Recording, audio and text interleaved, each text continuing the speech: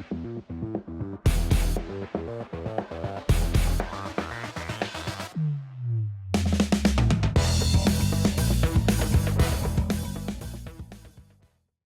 everyone, welcome back to another episode. Thanks for tuning in. Sitting down here in the basement bait shop. The house smells like Christmas cookies. I'm drinking a beer. Everything is good. That beer is really good. Today's choice is the Central Waters Peach Bellini. I do not even like peaches, and I really enjoy this beer. It's a New England IPA with peaches. It's not heavy peaches, just a slight peach scent. Anyways, Central Waters, if you're watching, we could use a sponsor for the show.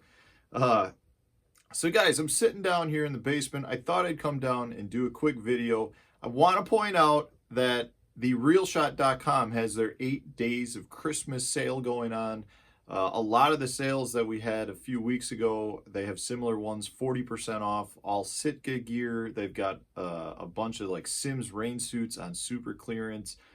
They've got some reels, a bunch of like hunting stuff, outdoor gear type stuff.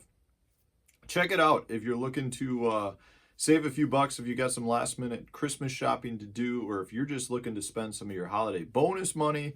Head over there. The link is in the description. It's while supplies last, so stay with me. I got like 3-minute long video here, probably. It'll be real short. I just want to answer a question that a lot of people have been asking me, whether I use rattles in my baits or not. And I do like to use rattles, and most people would assume it's for throwing a jig, like putting rattles on a jig. But that's not when I throw most of my rattles. You know, the rattle of choice that I like, so Northland has a rattle called the Buckshot Rattle Claw. It's a collared rattle with 2 arms, and then there's a rattle on each. You can get different colored ones that they have.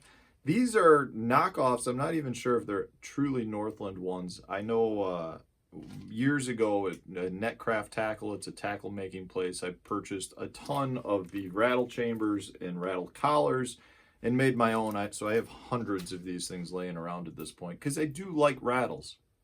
And I will use them on my jigs. I'll use them if I'm looking to create some additional noise.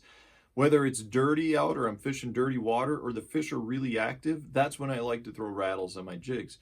But here it is, guys. I'm not necessarily a always rattle guy on my jig, but I do prefer to throw rattles when I'm using it on moving baits, like a chatterbait. Here's a chatterbait one that I grabbed out of my box with a rattle collar on it. Dude, you want to make some loud noise with a chatterbait? We already know how obnoxious a chatterbait is. But you put the rattle collar on there, that Northland Buckshot Rattle Claw, and this thing just, as it's going through water, I mean, you get so much noise out of that because it's constantly moving and vibrating. It's a really good way to make a chatterbait even better in muddier water, in my opinion. I throw it on my swim jigs too. I haven't really ever talked about this much, not because I just have been keeping it secret, just because it hasn't been a topic I've really touched much on is rattles, and you guys have been asking for it. A swim jig is something I'll put the rattle collar on, especially if I'm trying to keep my swim jig up in the water doing like an Alabama shake where I'm popping it. Those rattles give it a lot more attention. And again, I tend to go to rattles when I'm in dirtier off-colored water, or I've got really active fish where I know the more noise and more commotion I can make will draw fish from further away to my bait. I'll put it on spinner baits.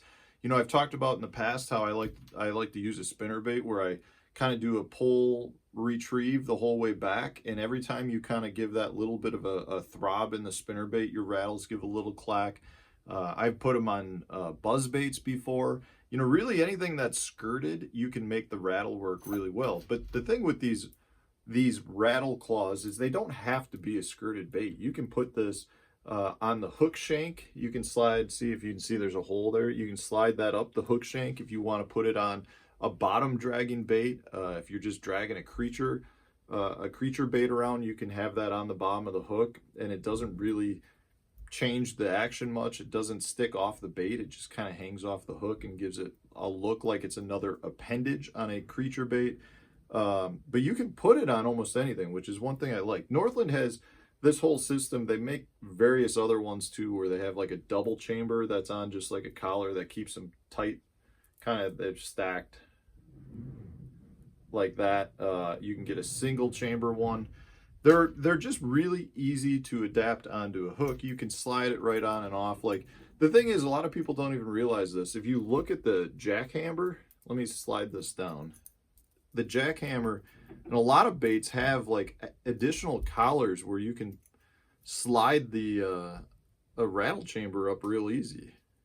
I'm having trouble here. Let me slide this up. Here, I just slid it down. So there's a, you know, there's already, I don't know how well you're going to see it, but there's a spot there for that collar to slide right up and over, just like that. And it stays perfectly well. It's almost like they made it on the jackhammer. I don't know if they intend for rattles to be added or not, but it fits so well on that bait. Anyways, guys, I do throw rattles, and though I don't necessarily just throw it on jigs, I mix it up with a lot of different baits. I recommend you give it a try because I think you'll find that it works. And yeah, stay tuned for tomorrow's tip. Realshot.com. Go head over to their 8-day sale going on right now. Thanks for watching, guys.